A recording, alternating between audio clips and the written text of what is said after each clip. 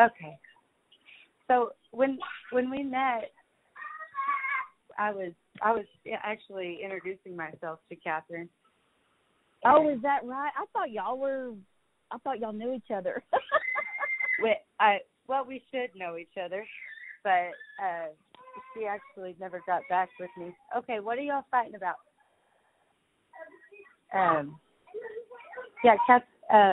I actually work closely with Jennifer Buchholz, and I don't know if you know who that is, but she took over Rebecca Gould's case, and she did the billboard, and she's actually the one that talked to William.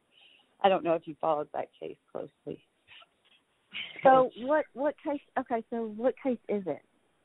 It's the Rebecca Gould case in Arkansas, and it's the Helen Gone podcast is what got its name out there again. Oh, okay.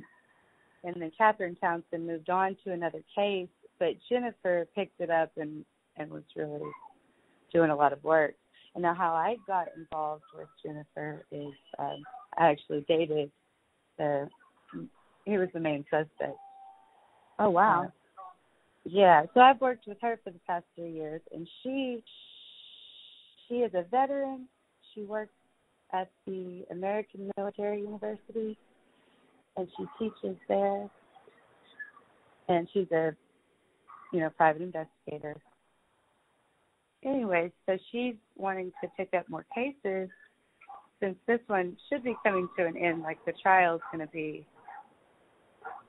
well, we don't know if it's going to come to an end. There's a lot of details, but she's wanting to find more cases because she wants to help. And okay. Yeah, so I knew that might confuse you. That I was with Catherine right there. She had never responded to me and never called me back. Oh. And that's okay because, things change and, But she did a lot to help that case. And there was an arrest last November. But, so that's where we're at. I'm sorry. No. So, refresh me on the case, on what was the circumstances with Rebecca? She was visiting her boyfriend. She had just moved a couple hours away to go to school, college. Okay. That was enough. I got it. Okay. Now you. So yeah. I got it now. Yes. And are you related to them? Are you just dated the boyfriend, or? Yeah, I just dated the boyfriend, and the timing of it was weird. I dated him 6 years after the murder, and I lived in Texas, so I didn't know anything about it. It wasn't a local thing to me. Yeah. Anything that I heard came straight from his mouth, and then whenever I visited his hometown, I just got a bad vibe, and we slowly began to split up. I couldn't get any more of the story out of him. So when this podcast came out, one of the episodes is Anonymous Source is telling Catherine Townsend that Casey confessed one night. Well, actually 4 different occasions when he was drinking all in the same 2 weeks. And the timing of that got me very interested, and I actually know the person that was in the room. And so I wanted to know when that happened. So I contacted Jennifer, and we have been talking ever since. We've become good friends throughout this. Now, was it the boyfriend that was arrested? No, it was actually a cousin from out of town. That's right. Okay, yeah. And that just happened. I mean, it was, it was pretty random. Yeah, and so but his DNA matched? We don't know that yet. What we know is that, there was the rumor about the blue car with Texas plates, and then we know that 2 people from the school mentioned William's little brother being unenrolled that week, and that they went back to Texas, or they left the area. And then last year the investigator went to Oregon and interrogated William, and there they say he confessed. And he says what he did, but he doesn't say why. And so a lot of us are speculating that Casey actually swung the weapon and William was there to help, and that maybe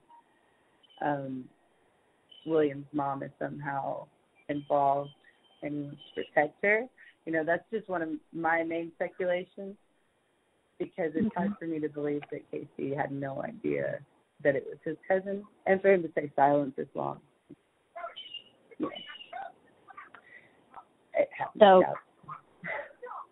yeah. And who is Casey? He's the boyfriend. The boyfriend, okay. And it happened in his house. Yeah. And so William is Casey's cousin? Yes. He's 7 years older at the time. Casey's like 19 and the cousin's 27. And the cousin's just visiting his mom that moved there like 2 months prior. Huh. So, yeah. So the only connection he had to her was through Casey? Yeah.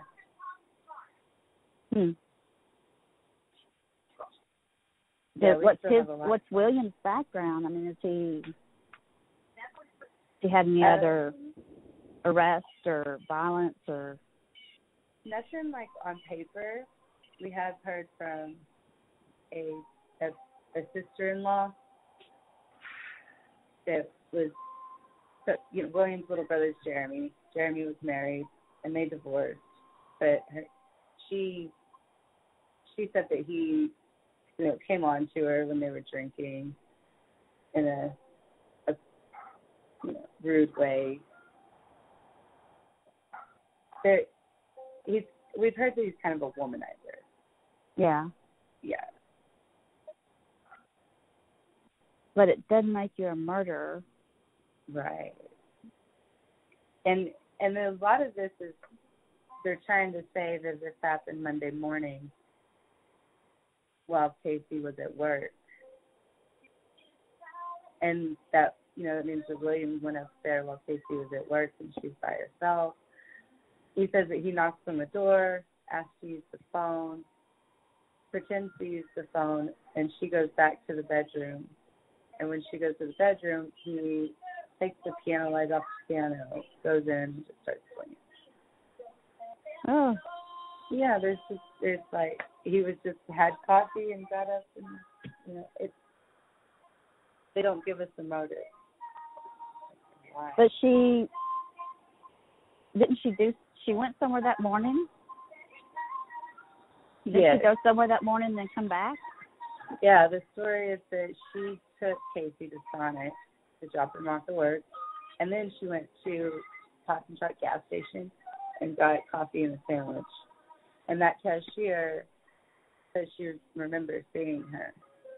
Okay, so that's, how does that interfere with William's alibi? It doesn't for William. It doesn't? No, for Casey it helps that she says that the problem is it has to happen Monday morning if that's the truth. There's no video cameras, and so I wonder if it actually happened Sunday and she's thinking it was Sunday. Just because it's hard for me to imagine a murder happening that early in the morning.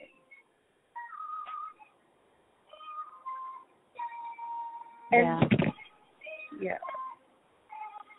And, that you have serial killers, and the way they're making the sound about William, you would think that he would go for a stranger instead of, his cousin's girlfriend. Yeah. But so close.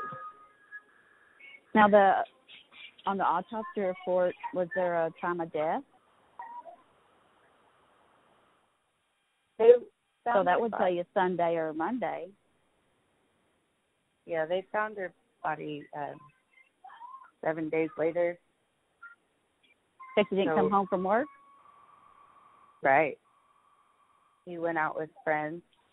He went to a nearby town about 30, 40 minutes away. He went out with 4 different friends. And they went to Walmart, Hastings, out to eat, and the movies. And they also picked up his truck. What was his truck? Sitting in a parking lot, his dad's work parking lot. His dad was a truck driver. The story is his dad borrowed Casey's truck to go to work and get on his rig. So it's sitting in the parking lot in case he's going to go pick it up. So was that normal for Casey to do that kind of thing and just take off for a week? I don't know. I mean, I'm sure that, well, actually in one statement from one of the friends that night, he said that it wasn't in the usual spot, that they had to look for a minute in case he got out to check to make sure the keys were in it. So there was a usual spot. I'm surprised you're so interested in this case. Yeah. I'm just curious trying to figure out why he would leave his girlfriend. Trying to figure out if that was planned or if that was planned after he killed her. Right, exactly. And for all this plan to be happening, that it couldn't have happened Monday morning.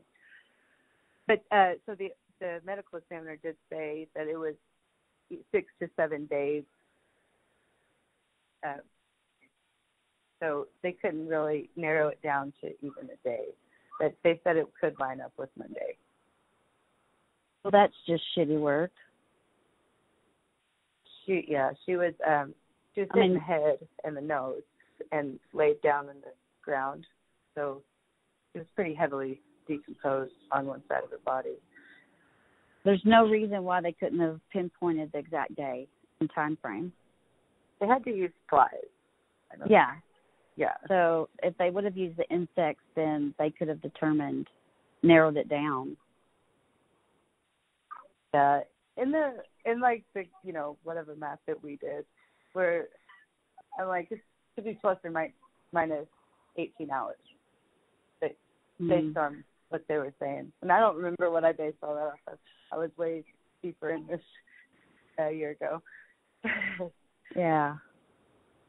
That good notebooks on notebooks. Oh, I imagine. So what do you think about Casey's confession? William's confession. Are you, what do you feel about that?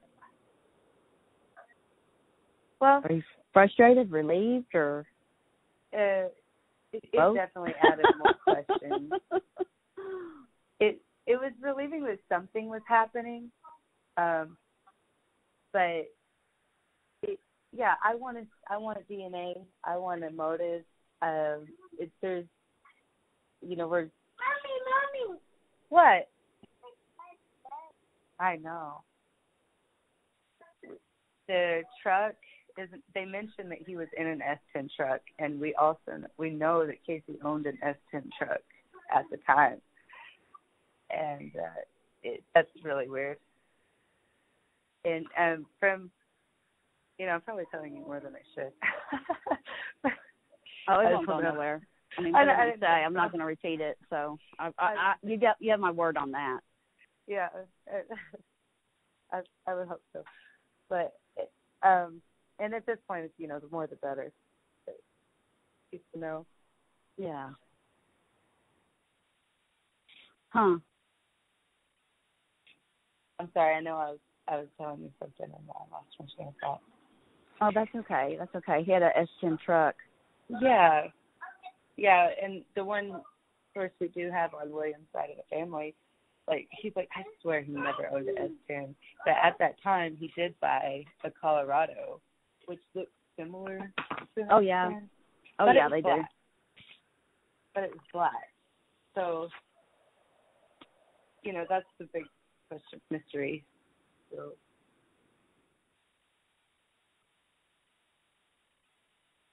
Dang.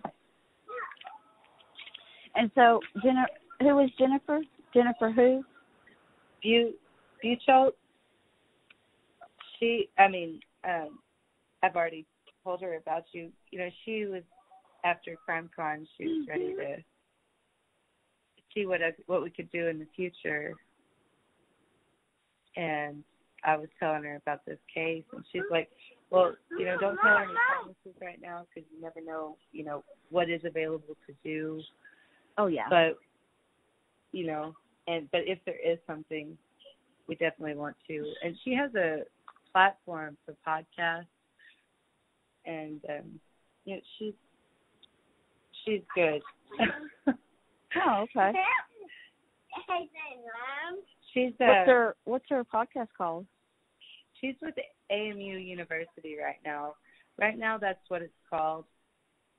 It's called AMU in Public Safety. And she's got like IN? AM. Oh, AM. Mm-hmm. Okay. She's got a podcast out right now about Rebecca.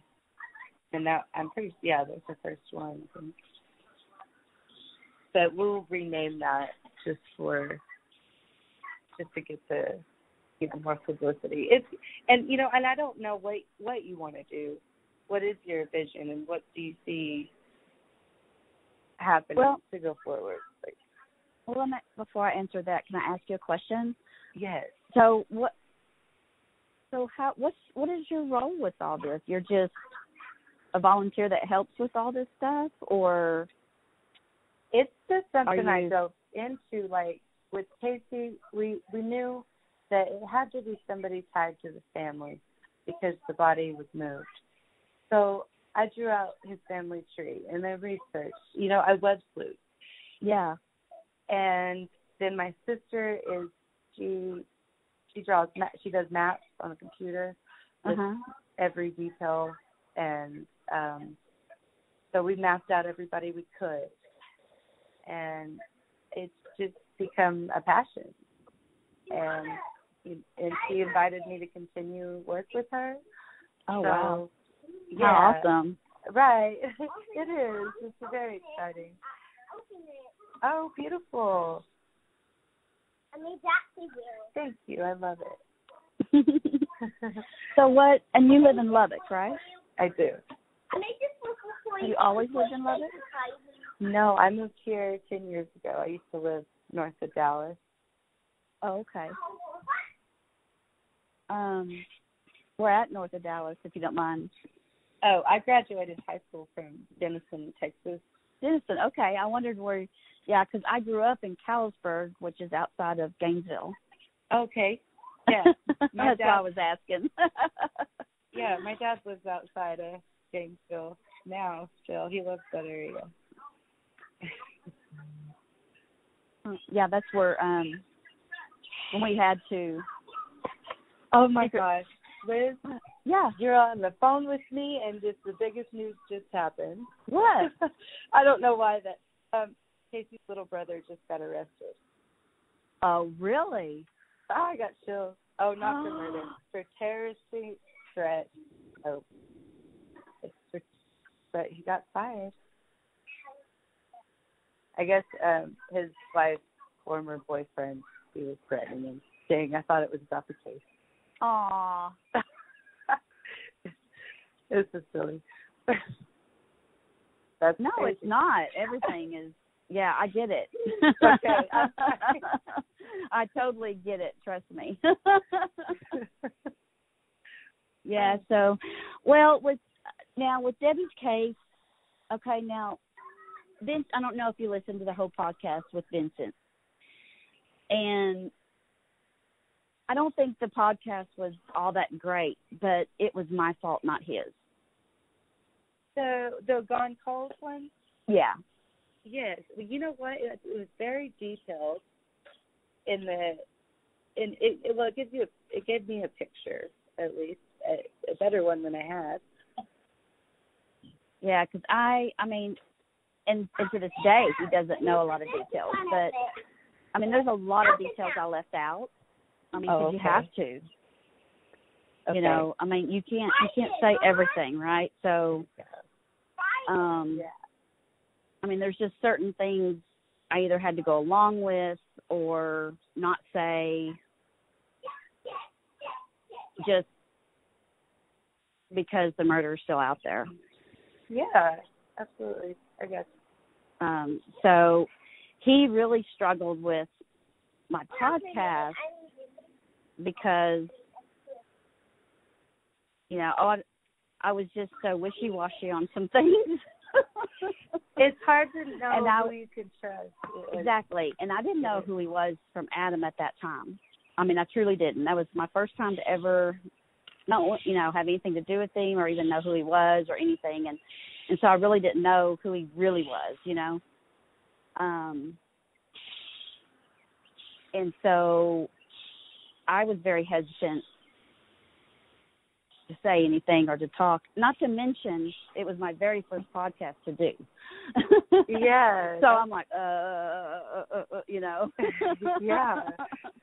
I wouldn't do anything, not even with my voice covered, so I understand. Turn my water off. But so yeah, that was my experience. And actually, he's the only podcast that I've done so far. Oh, there okay. was another one, Mike Morford, that had wanted to do a podcast with me, and for some reason I was just really hesitant. At first I said I would, and then I backed out. And now I'm glad I did. Yeah, okay, you got the right instinct. So the more I've learned about his, and I can't even think of what it's called now, but his podcast that he's involved with, I'm what do you think of it? Just see it.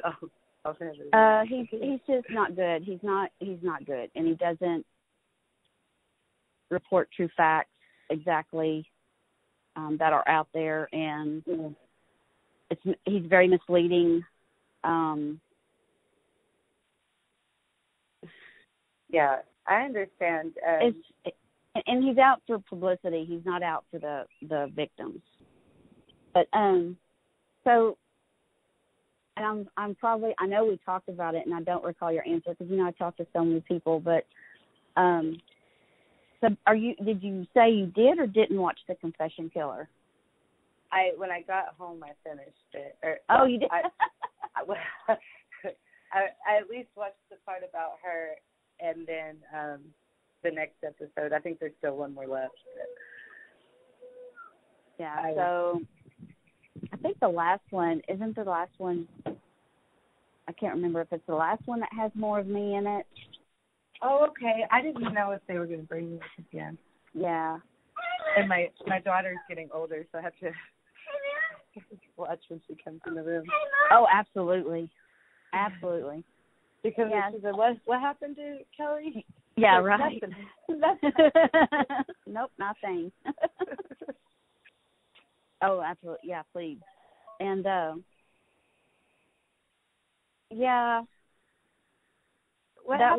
was a very strange experience. And I was so frustrated because the main stuff that they put on me, I mean, I had filmed with them, I don't know how many times. I mean, 10, 15, I know in person. And then we did a lot of Zoom and stuff like that. I mean, it was crazy how many times I was with them. And they only put on there, for the most part, they only put on there the face-to-face with me on the very first time they filmed me. And let me tell you what, it takes a lot to get when you're being filmed. I mean, I'd never been filmed before, and I was nervous as heck. And then we're talking about a very sensitive subject, and it was a whirlwind. I bet. And that camera was right in my face. I want you to open that one. Oh. And so I kept looking around, trying to look around and stuff, because that camera was right in my face. I mean, it's like, golly, can I back up? Right. But So cool. and then they had some, and I think some shots and stuff of when we went to Lubbock, which is me as well. I have my hair pulled up. Okay. And my hair's long then. Yeah. Yeah, it was real long then. Probably, I don't know that you'd actually recognize me if I'm not telling you. And then, okay, so I smoke. And so they actually had a shot showing me smoking. That pissed me off so bad. Oh, I know. I hate that. Because that was one of my things I told him. I said, I don't, do not show me smoking ever. And I'm not a closet smoker, but I'm a respectful smoker. And I just, yeah. Yeah, I'd rather not. There was one shot, and I was like, really? And they were trying to say, no, because it just shows how upset and nervous you were and stressed out. And I'm like, well, I think my body language showed that. You didn't have to show me having a cigarette. No, it does. And, there's some people that when they're up there, they'll just be sitting there smoking. No, probably me. Golly, God, that made me so mad. And I did allow them to use a couple of Debbie's murder scene photos with under some stipulations, and I was not happy about that because they did not blur out enough that they were supposed to, and that pissed me off so bad. I was so mad about that. I bet. And then it was released and everything, and they were so apologetic. Was that on this Confession Killers? Mhm. Oh, okay. And the only reason I allowed it to be used is to make it real. Yeah. You can talk all day, but it's not real to people, Yeah. But when you see a crime scene, you're like, oh, shit, that's real. Yeah. And I wanted people to understand this is real. This is real that happened to my family. This is real that happened to my sister. And it is real that I'm seeking justice. Absolutely. Why are you whining?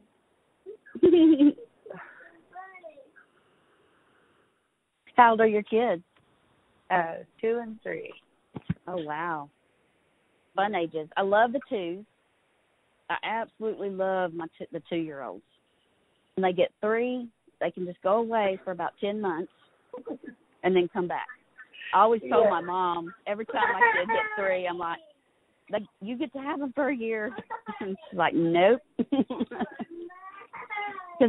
I love the 2s because they're just like sponges. They're just wanting to learn everything.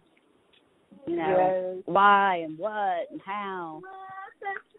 And then they get 3, and you can't tell them nothing. They got their own little mind. And Yep. And then when they start coming out of their 3 and getting in closer to 4, then they become this amazing little child again.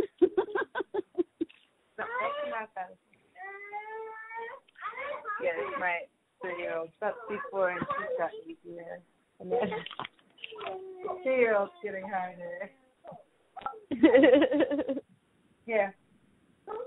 Take care.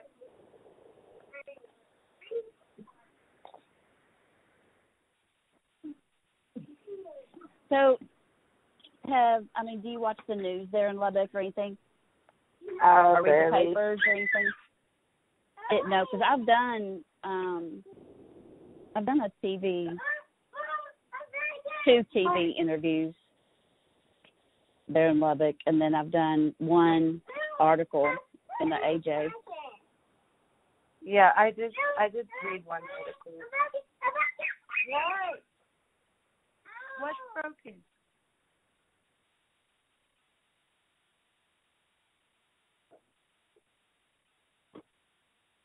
They're tired, but it's too late.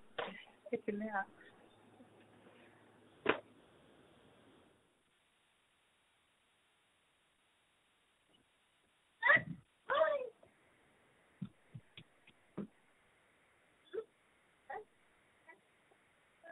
What is it?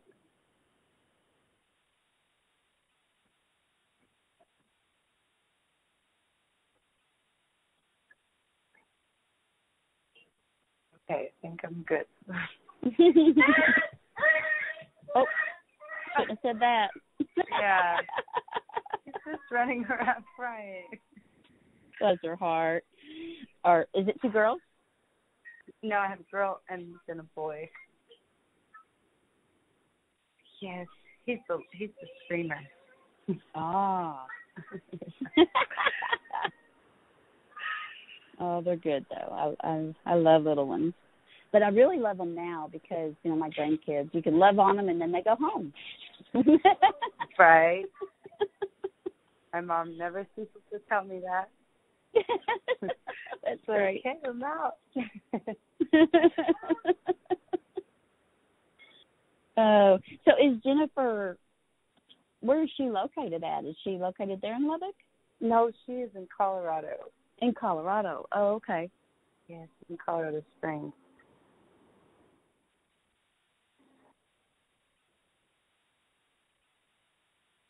I'll see here real quick.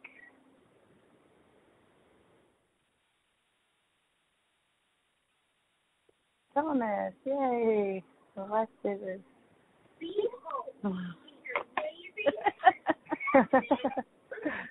Well, I tell you what, though, you've got the energy for him because that's one thing that I did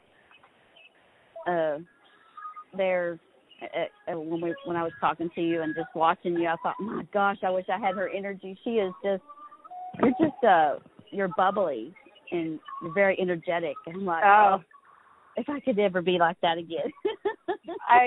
That was my first time without my kids. So Yay! I was just you were on a high then anyway, weren't you? I was.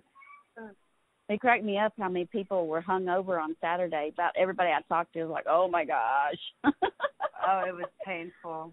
And I was like, okay. Me and my sister, we kept saying, okay, we're done. And we were walking because we were just in walking distance to the hotel. And we just kept getting sidetracked. That's funny. It was a great time. I had a blast. Yeah, well, I went by myself. And so next time I was like, somebody's going with me. And my daughter-in-law, she's like, I will. So I had bought 2 tickets there. And and I knew if I didn't, well, for one, they were a little cheaper, but if I didn't, then the time would come and I'd go, oh, should I go? Should I not? Because of the expense. And so I just went ahead and bought them. And I'm like, well, it's done. So I told my daughter-in-law, I said, well, I bought 2 tickets, so somebody's going with me. I'd really like it to be you if you want to buy this ticket. And she's like, yes. I'm like, good. And then when I told her where it was at, she was really excited. Right? It's a wonderful place to be. I mean, I don't know for how long, but I enjoyed it. Beautiful. Well, except for some of the smells. At the street. At Austin? Yeah, I don't know if you walked a lot, but no, I didn't. That were too bad. No, I really didn't because I was by myself, and so I mean that's just asking for something. So, right, predators or whatever. I mean, they notice that, and I do carry, but I mean I don't want to ask for trouble. So, yeah, my sister's from there, and she was like, okay, now take these lanyards off. So it just makes you a target. Yeah, right. For the hobos and everybody. But Yeah, it was my first time to go, so it was really great. Really great. Good. The next one's going to be in Vegas. Yeah. Jennifer's already talking about that one. Yeah, I told my daughter-in-law, I'm like, well, we're going to have to stay 1 or 2 days extra because if you're wanting to see, because she's never. I want you to give me a bang-bang. Okay. Hey, so bad, Mom. Hey, so bad. Okay. Hey, now. But, yeah, I told my daughter-in-law, we'll have to stay a couple extra days because she's never been to Vegas. So I'm like, you're not going to have time during the, the conference time or the convention, whatever they call it. Because it was just, I went from early that morning till 10:30 at night. Yeah, I honestly missed a lot of them because it was partying too hard. I really wanted to see the Dr. Phil and missed it. Oh, you didn't miss anything, in my opinion. I mean, a lot of people were just at awe about it, but I'm also coming at it at a different perspective because, I'm a victim family member. And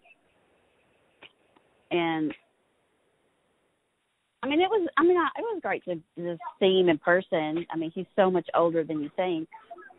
But yeah, that was kind of the cool part about it. My mom used to watch it. And we'd get home from school, and here's a still about Dr. Phil.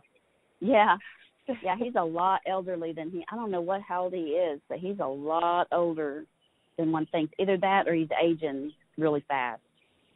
Yeah. He even had a trimmer that he was trying to hide. But I really watched body language. I mean, I'm real big about watching body language, and so I learned quite a bit about him by just watching him. Yeah. But, I mean, it was like what makes you evil or whatever. To me, it was just a waste of time. It wasn't nothing you couldn't have said in just a paragraph because he just drawed it out for entertainment. And I don't even think he wrote his speech. He had to read the prompter way too much, just word for word. Yeah, okay. Well, good. I think he just was told to show up and he showed up. What? Yeah, go watch it. Okay. Which I know, that's what he pays his staff to do, so. But to me, it was very obvious it wasn't something he wrote or put together. Yeah. But I had the opportunity to meet Bill Thomas and Lonnie, which was the DA, and I always forget that other guy's name, David something, with the Delphi murders. Oh, really? So I spent like a good hour with them. Really? Yeah, they were awesome. That case is very interesting, too. And, it just haunts you. Yeah, exactly. Really sounds, I don't know, I'd have to dig in deeper. But, yeah, it raised a lot of questions for me. Yeah, and it's funny because you want to think, for me, I used to think, like, it's just so random. But now it's like, who would know those trails? Like, what are the odds you just happened upon those trails? Yeah. And that's the creepy part. And, like, I don't know if they understand. Yeah, exactly. How did that Cold Case Foundation, how did that go? That was a couple of years ago. I read one of the articles. Yeah, well, and they're on the Netflix too, the Convection Killer. Oh, okay. I didn't like what they put on there for them, but I love the guys. I've got to know them quite well. And we're in touch all the time, and we've got to know each other personally. So Dean and Greg are amazing. The biggest problem with that is Lubbock refuses to work with them at all. Okay, so they've been trying. Yep. And are they still? Are they still? They're still, like, if something were to come up, they're still working with you? Yeah. If something different came up, but, without the police collaborating with them, their hands are tied. Right. They're out of Utah. They have no jurisdiction. And the police just absolutely hate them. Right. Well, yeah. So,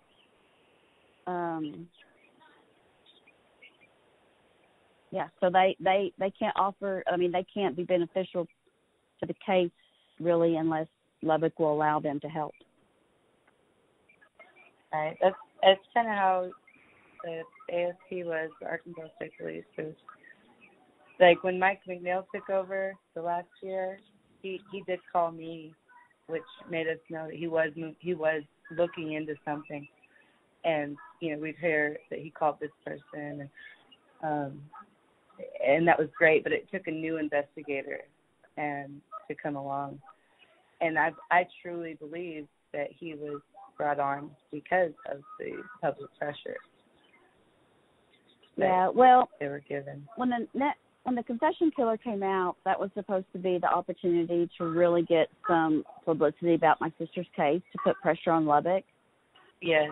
But I dropped the ball, and that would have been through me. I dropped the ball because I wasn't doing well at that time. So my mother died, and actually they, at the end, they, oh gosh, I'm just lost for words. In her memory of, or whatever, they dedicated, sorry, I just blanked. They dedicated the documentary to her. But she actually passed away May 23rd of 2019. And she had been living with me and my husband for a little over 5 years. She wasn't able to 100% take care of herself. She was still pretty good in a lot of areas, but, I wasn't going to put her she didn't want to go to assisted living or anything like that. And I didn't want her to, as long as I was able to take care of her. It was a feisty little thing. But she actually died by suicide. And the whole circumstances over that whole entire situation, it was very devastating, and it just broke me. I was very broken. That's the best I can explain it. Yeah. I didn't have. My mother. I didn't have the. You what? I've almost lost my mother before to liver failure, and I didn't lose her, and it still haunts me. It's traumatic, Yeah, it's very difficult. The circumstances of that morning, I knew something was off, but I couldn't figure out what. And I had called and canceled 2 meetings that I had that morning, and I stayed home for an extra couple hours just because I was trying to figure out what's going on, and just talking to her and this and that, and no indication of nothing, absolutely nothing. That was a Thursday. That previous weekend is when I had met with Lubbock PD or Lubbock DA, and I had to go on a weekend because they wanted to meet with me in secrecy. Oh, really? Oh, yeah. Nobody could know. Huh. But anyway, that's one of the things that she was asking me that morning was, more specific questions, and this and that, and she asked me, do I think they're really going to do something? And anytime I ever got any leads or got any, something going in the right direction or anything like that, I never gave her, the main thing, I never wanted to give her false hope. So I always played everything off kind of neutral, and I was just like, You're trying to protect her? Yeah, I was. But actually from that meeting, stupid me, I was hopeful. I really was. But I didn't share that with her. And I just like, the overall meeting, because I answered all those questions. And, it seems like we're going in the right direction. And, we'll see where it goes. But if it doesn't work out, then you know me, I'm going to find another direction, And she just kept asking me, are they really going to do something this time? And again, I go to that neutral position because I didn't want to give her false hope. And about an hour after I left, I finally left, told her goodbye. And I had a healthcare worker that came and stayed with her 3 days a week. And that was the day she wasn't going to be there. And actually, that next week, I'd actually already increased her time. So she was going to be coming every day the following week. And about an hour after I left, she went and got one of my pistols and went to her room. Oh, my gosh. Damn it. On the bed beside her was the article that I had done at the AJ. I'm so sorry. And so I actually, until several months ago, was still pretty broken, and finally came out of it. I still have a lot of healing to do, but it's different kind of healing now. But it's been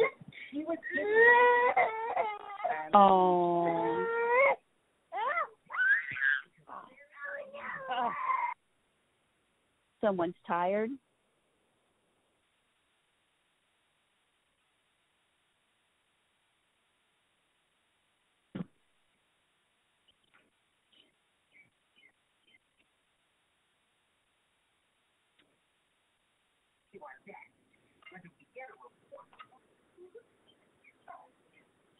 Okay.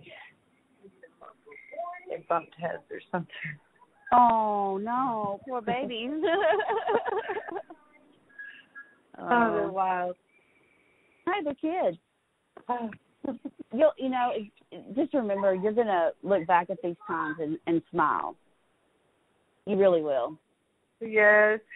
It's just one of those things you got to trust me on. You will. It'll be very fond memories one day. And you'll be glad that you have them. But, yeah, it ruined my world. I mean, it ruined me, period. And last summer we moved and relocated, and so I didn't go back to work, and I've just been taking all this time to really focus on me. Yeah. And so it took me almost 2 years, but, I got her done. Yeah. I'm proud of you. That's not easy. Come out of it feeling okay. So I'm doing really good, and I'm very, and I'm proud of it because it was some very dark, lonely days, and it was really hard. So anyway, I'm sorry, I could go on about that for a long time, but so I did an interview with Lubbock Station after the Netflix documentary came out, but it wasn't very good, and I turned a lot of people down for interviews and stuff. I just couldn't do it. Yeah. But I was working full time. Yeah, I was working full time. I had a very demanding job. I was half-assed doing that, and mentally not doing well. I was just broken, and so I was just devastated. Yes, it's hard to fight when you're feeling down, and this is a fight for you. I saw your Facebook page, and yeah. I mean, and I haven't done anything in a long time on it because I just didn't have it in me. But now that I'm back, I'm gonna. I think I'm gonna I'm gonna be doing something with her Facebook page, and then also I think I'm gonna create a website. Please quit yelling at me. I'm not yelling at you. But I'll be honest, my biggest problem with doing much like that is because, okay, so what is it I say? Because in the documentary, I could have ruined the Lubbock PD. I mean, I could have ruined them. Right. And I was contemplating that, and I held true all the way to my last filming that I wasn't going to. And in that last filming, I said a lot. I didn't say everything by any means, but I said a lot, and they didn't use any of that, which actually kind of worked to my benefit because, and it still wouldn't have been detrimental to them. It's just I said things that I've never said before. And,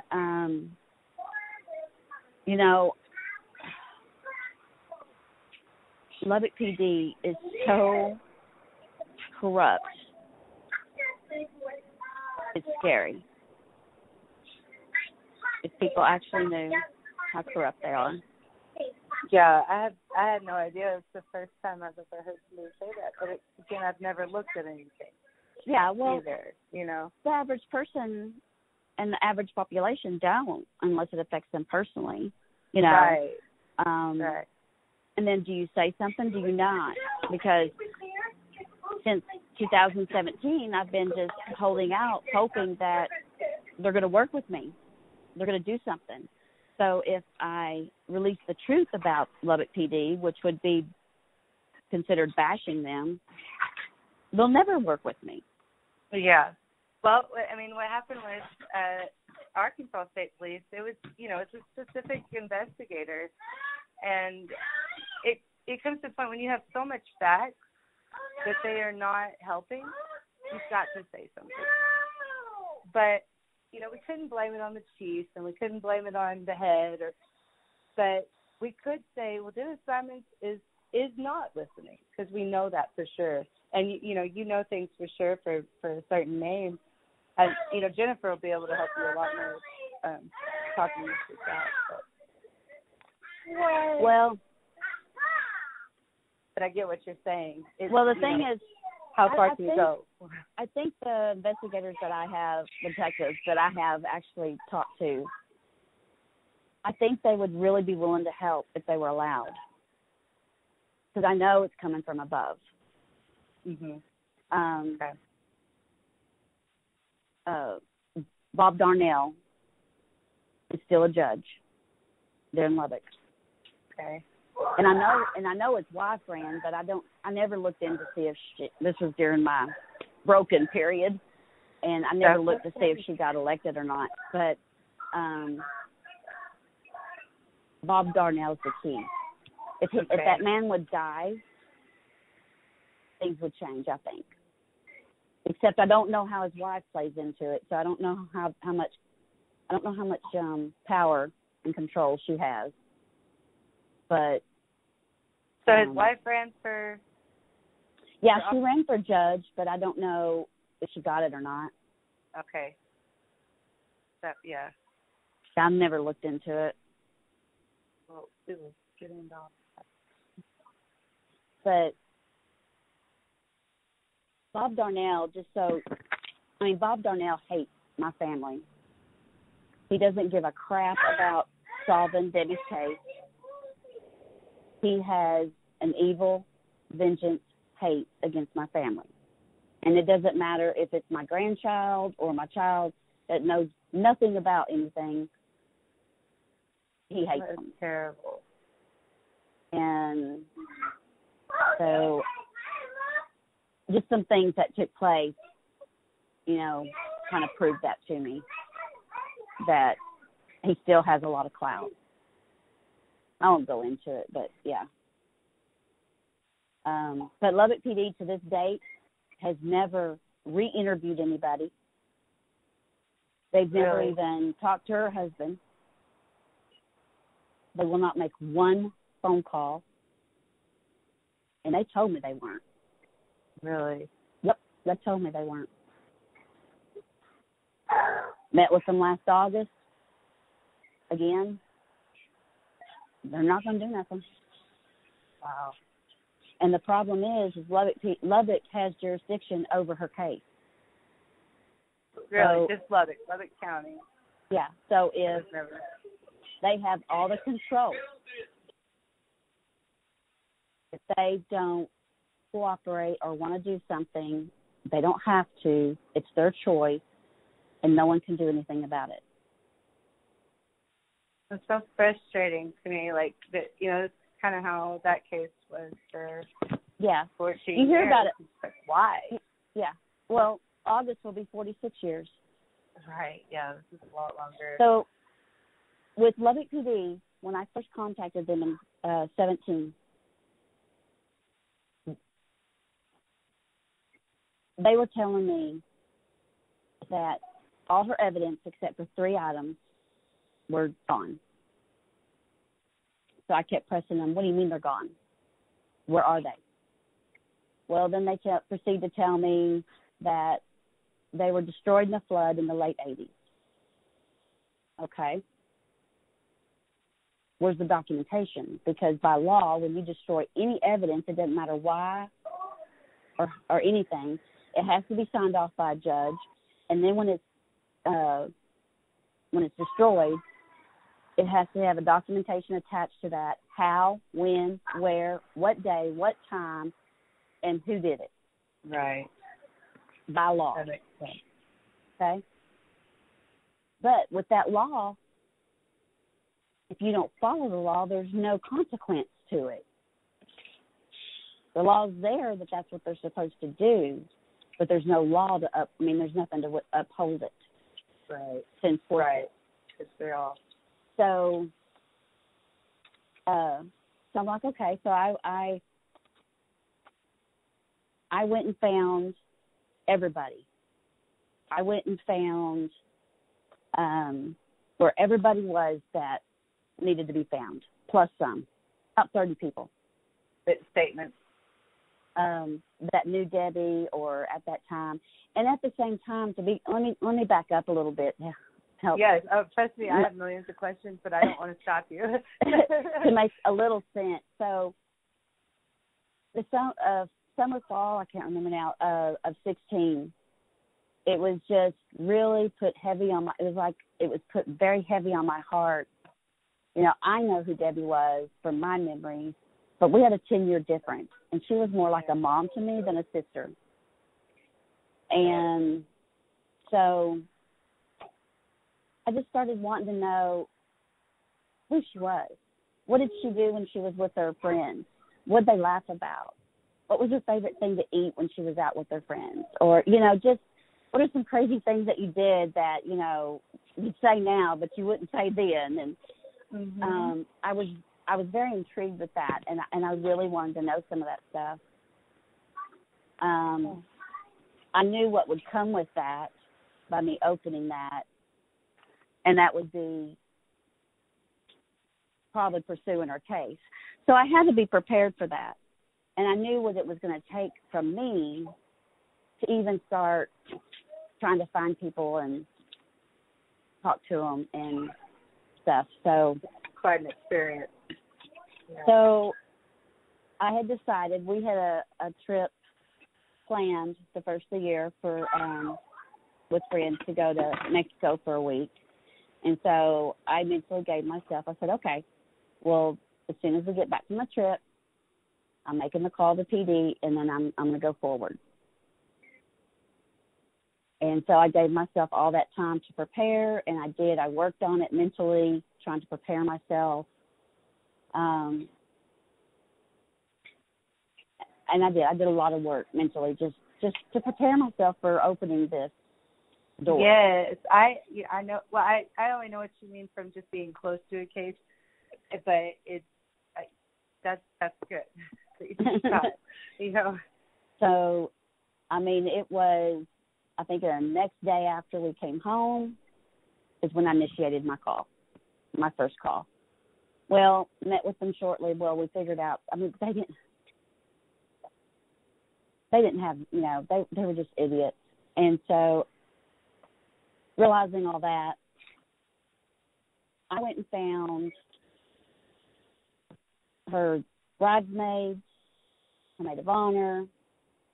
I found everybody that should have been anybody in her life. Right. Or stuff like that. I did find in that search, I did end up getting a lot of, some good information about her, which makes my heart smile, and it was good for me. Right. It was food for the soul, and it actually strengthened my mental energy to find justice.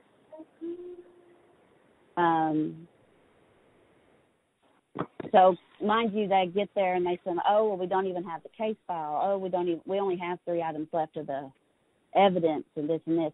So I went and I found who the chief of police was during that time frame that they said there was a flood. So I found him, I called him, he agreed to meet with me. I went and met with him, and he looked me straight in the face and he said, "There was no flood in the property room." Wow. I'm like, okay. You know, and we talked for, I don't know, probably an hour and a half. Nice guy, real nice guy. And so then I started digging more and more about this flood. Well, in 2005, I had actually made a call to Lubbock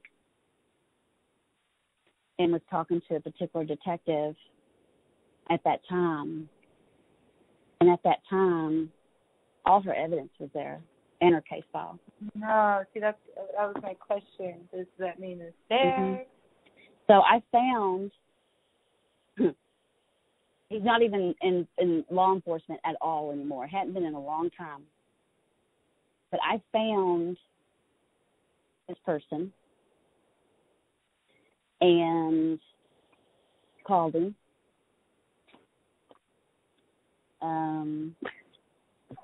He knew exactly the case I was referring to, and he agreed to talk to me.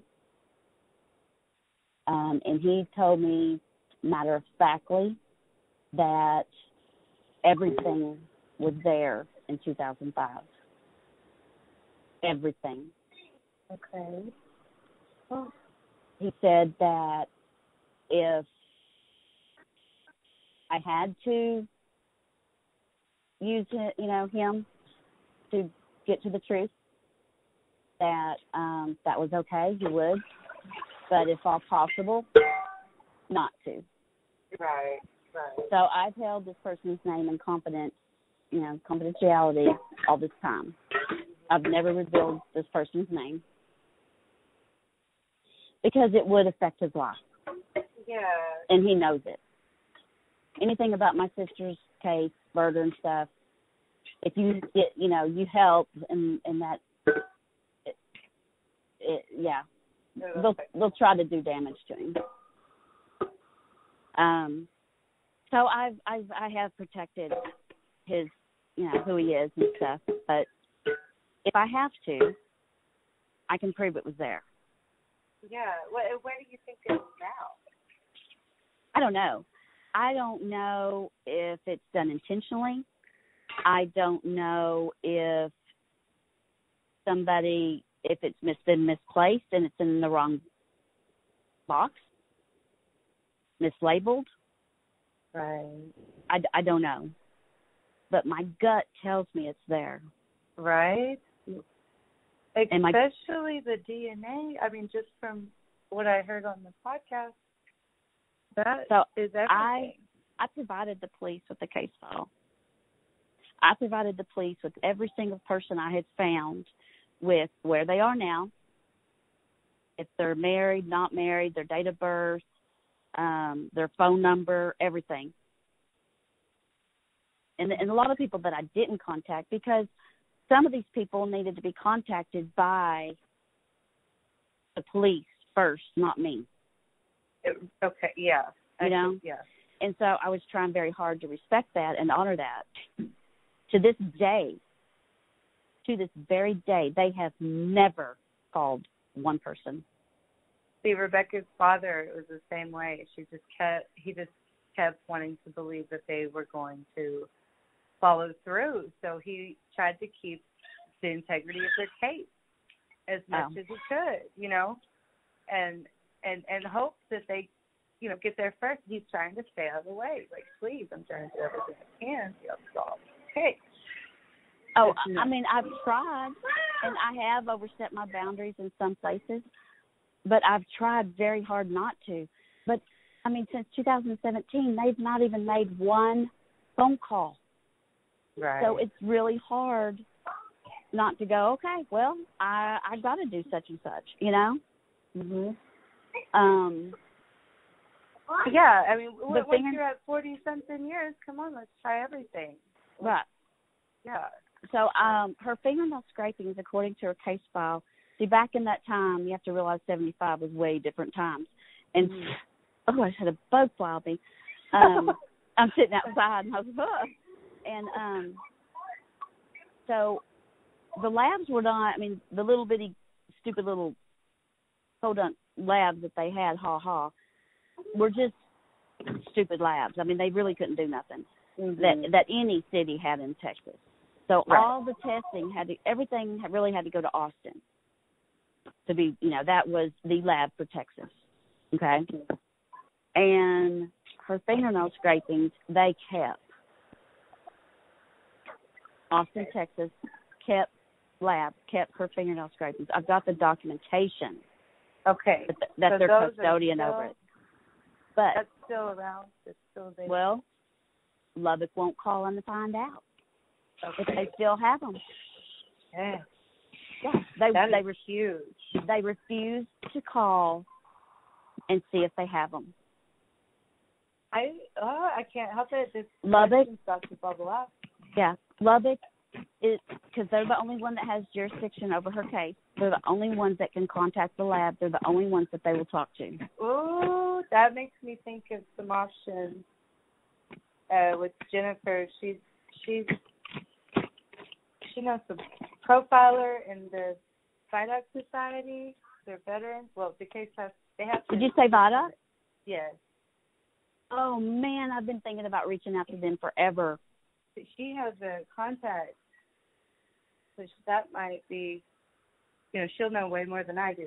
But I know that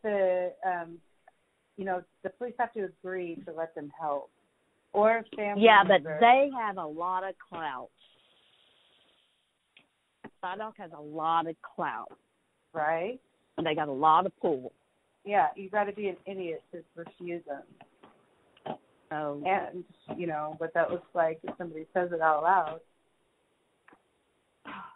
Okay.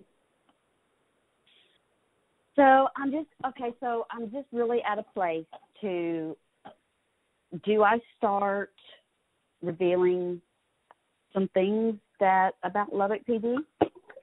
Or do I not? If I were you, yeah, I get that. And, you know, I don't know enough details, but Jennifer, talking to her about this kind of thing is going to be better because she knows the laws, you know. Yeah. And she knows where they're breaking the laws. And, because I keep thinking, okay, well, what else can they do to me? I mean, they're doing nothing now. I've been asking them since 2017, and they refuse to do anything. So what options do I mean, I feel like they're putting my back up against the wall. Yeah, and, well, this is a burning question for me, but it's parts of her attack made me think of a woman attacking her. Parts of it. I don't say all of it, but it is an option. I mean, it is an option, and there's only one person that would be considered. And I've not discovered her. I mean, I've not. Don't worry about. You don't feel like you have to tell me any names or anything. Well, I just don't know. I haven't pursued it. It's an interesting case. Like what the wedding photo album. Yes, that was the only. That and her purse was the only thing stolen. You coming out, Toby? You want to come outside? No. That and her purse. Yeah. And she was carrying that when she was walking out of her house. It had to be somebody she knew, though. I know there's always that really slight percentage that it was just a stranger, that, you know, maybe knew her, but she didn't know them. But I think that's just fishing for some other theories because her door was not shut. And yeah, I didn't understand that. It said the door was open, but it was in a locked position.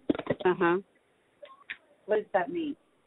Well, she was leaving to go out to her. She was leaving, you know, it was night, and she was leaving to go to her car to go to Pizza Inn where her husband was working. So if somebody was behind her, she would have not pulled that door closed. The person that was behind her would have pulled the door closed. Like they were already in the house? Yeah. Oh.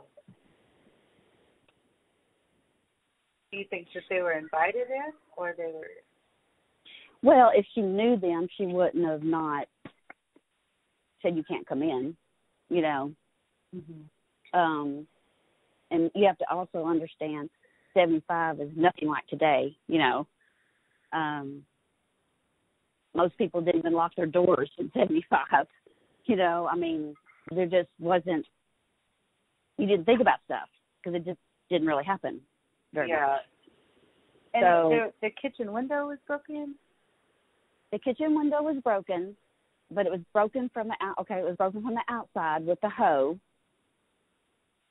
But it was broke after she was murdered because the glass from the kitchen window was on top of dried blood.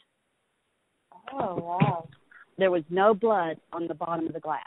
You know, the glass that was on the blood. Right. Yeah, there was no transfer. It was already dried. It was already dried when it was broke out. So I think that whoever did it panicked and tried to make it look like a break-in and a possible rape. But she wasn't raped. I heard and, that. You know, after all the stab wounds, and probably almost dead, or if not already dead, actually, is when they moved her top and bra up and pulled her pants down. Do you think they moved her just to get her out of, like, plain sight? Like, why? Most likely, yes. The murder, most definitely, there was big pools of blood in 3 different places, I think, if I want to say. But the biggest amount of blood, the most blood, was in front of her car door. So that's where the majority of struggle and all that what happened. The other ones were probably where she was laying and then moved her. You know, because she was bleeding out. Did she even get the door open? No. No, right when she came off the steps of her, coming out her house, coming out the door, down a step, which would have been like pretty much at the, around a headlight area of her car, in front of her car, was her purse, well, not her purse, sorry, her keys, a crossword puzzle book that she had, and a pen were strung out right there. So to me, whatever happened, the first strike happened there. Yeah, she just barely had time to. Because that's where everything's, you know, I mean, you can tell she dropped it, flew and threw it. And that was all closer to the door. And it surprises me that she was able to get her hand on their head and pull hair. Yep. Know? That's surprising. Yep, they don't have that anymore. They don't. Nope. Yeah. They don't know where that's at. That's lost. Which pisses me off because now you don't have to have the root. Did you know that? They can match it like other ways. Huh? No, I didn't know that you didn't have to have the root. Yeah. Well, to get DNA off a hair strand, you have to have the root normally. But they came out last year with the improved technology. You don't have to have the root now to get the DNA out of the hair strand. Wow. Yeah.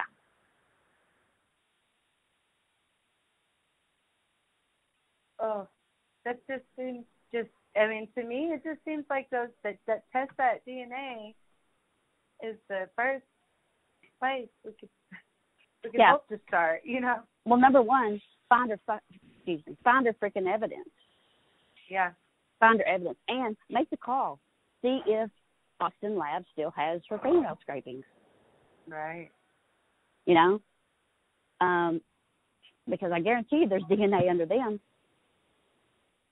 I guarantee you. Yeah. The 3 items that are left, was it first of this year maybe? I can't remember. It was either last fall or first of this year. My time frame's kind of messy. But I had contacted Othram Lab, David Middleton. Mm-hmm. So I contacted David Middleton, and he agreed to have his case manager, which is Mike, contact Lubbock and see if they'd be willing to let them test what's there. Really? Wow. And I told them, you know, I know they do the crowdfunding and all that. I said, but I will pay, if Lubbock doesn't want to pay for that, that's okay. I will pay for it. I will get a loan. I'll do whatever I have to do, but the funding will be there. I promise you the funding will be there. So far, they've called twice, and they have refused. Huh. Yep. That is just straight silly. I don't understand it. Yep, they've refused twice. So that's one thing I did at the conference last weekend was powwowed with David Middleton and Mike, and we've come up with a couple of strategies to see if we can make some headway in getting them to release it. Yeah. Well, I'd like to get you connected with Jennifer, and she's gonna want to, you know, if you want. Oh, I'd love. Yeah. I'll talk to her. Yeah. I mean, absolutely. Yeah. I mean. And she will pick through everything with a fine-tooth comb if you give it to her. But I'm screaming from the rooftops now. I'm like, I need help, and I need everybody on board. And the more that wants to be vocal, the better, because, you know. Yes. And you can trust her, you know, express all your concerns, and just so she could be aware of them and understand why. And she, you know, she's very understanding, very down to earth, and she puts her heart into it, you know. So I just want to, you know, if there was a way I could get Lubbock to Lubbock people, the community and stuff, if I could get their support, that's what would make a huge action to Lubbock PD. Right. It's just enough people putting pressure on them. Yeah. It seems so silly, especially when you're sitting on DNA evidence. It's just frustrating. They say that they had it tested, the items that are there were tested in 2012, okay? That was baby stages of, finding DNA and all that kind of stuff, right? Mm-hmm. And that there was nothing. There was just nothing. Well, for one, I have to call BS. But number two, 2012, they the technology then is like nothing compared to now. Right. Yeah, they can take a piece of something and, know that it's going to at least match to somebody, but it still narrows it down, even if it's not the whole thing. Exactly. Still, you know what I mean? Yeah. Absolutely. So, it just frustrates me.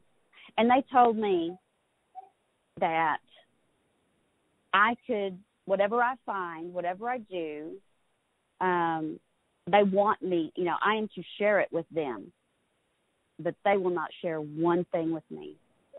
They won't tell me nothing anymore. Nothing. Not that they told me much to start with, but now they won't say nothing. They will listen, but they're not going to tell me nothing. Well, I can't wait to so who does that? Really, who does that on a 46-year-old case? That I'm speechless. It makes no sense to me. Why not have a win? And one of the very prime people of interest still lives in Lubbock. Really? Yes. And they won't make a phone call. They will not re-interview. They won't do nothing.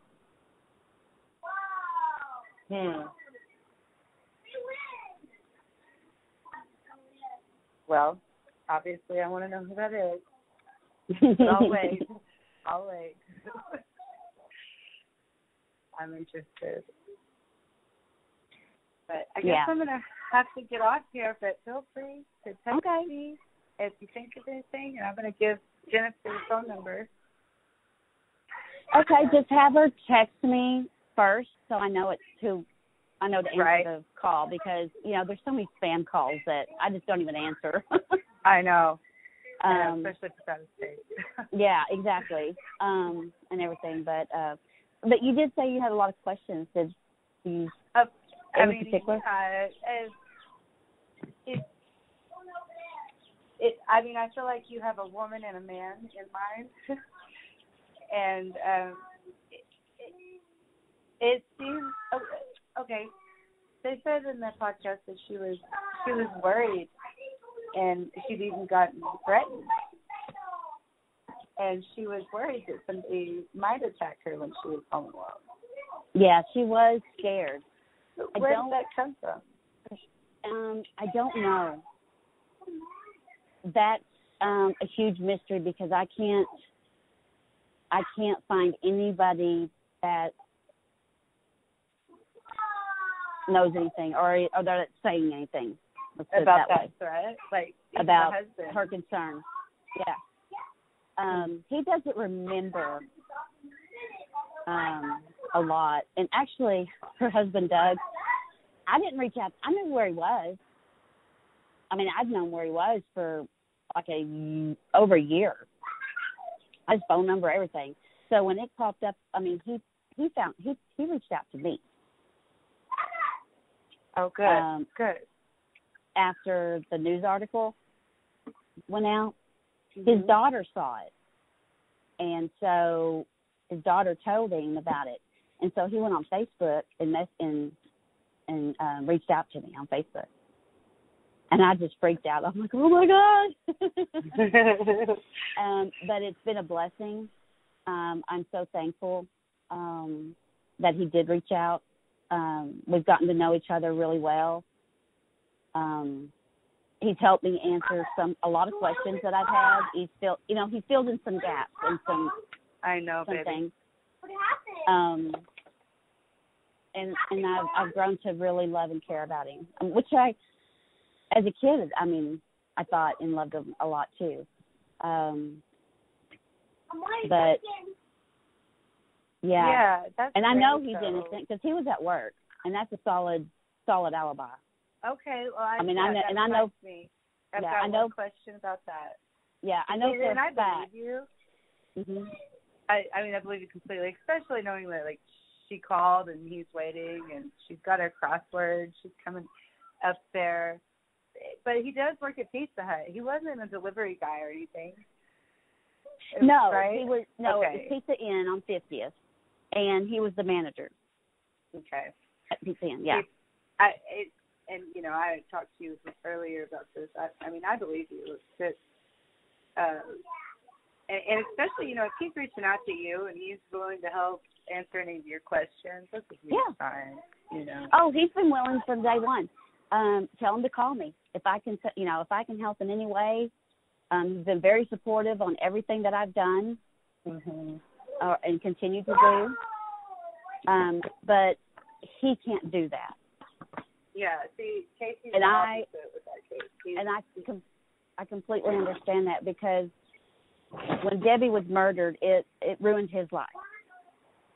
And it took him a long time to get life back. Yeah, that's not an easy thing to do. And very understandable. So no, he's not going to dive in it and dissect it with me. But he has spent a lot of time on the phone with me. We've met in person. He came and visited me. Yeah, he came and saw me and my mom. And so did he have any exes that may have wanted to do this? That's the one female that I haven't really investigated. And that's just a thought because the other people of interest, I really think I know who did it. Really? I'm down to two different people, and I really need more information to say one or the other. But I will, to logically say one or the other. But my gut, which I would have never said this before until I came to this, I feel very strongly of who it is. Okay. And he lives in Lubbock. Yeah, that's what he says. So do you think that this was a personal attack? Yes. And do you feel he's like there's motive? Yes. He's the ex-boyfriend. Oh, okay. Right. And so did in he April, have long hair? I wish I had a picture, but without direct questions, that people that I talked to that knew Paul and Debbie and Doug at that time, I got the gist that he had, because that was really common then to have the guys to have that straight long hair, like below their ears, above their shoulder, right above their shoulders. Okay. And he's got brown hair. Huh. So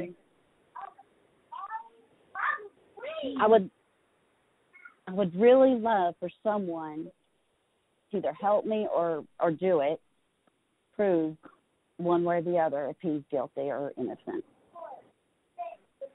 Yeah. I don't want to say anything publicly to lean towards that person because I don't want to ruin someone's life if.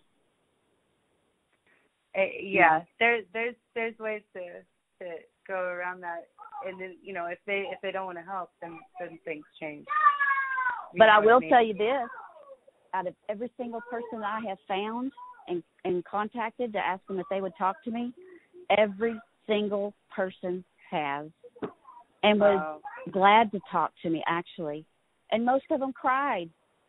Wow. The one person that will not answer my calls or return my call,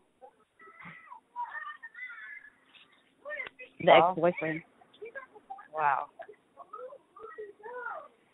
That's interesting. Yep. And there's more information that I have found out that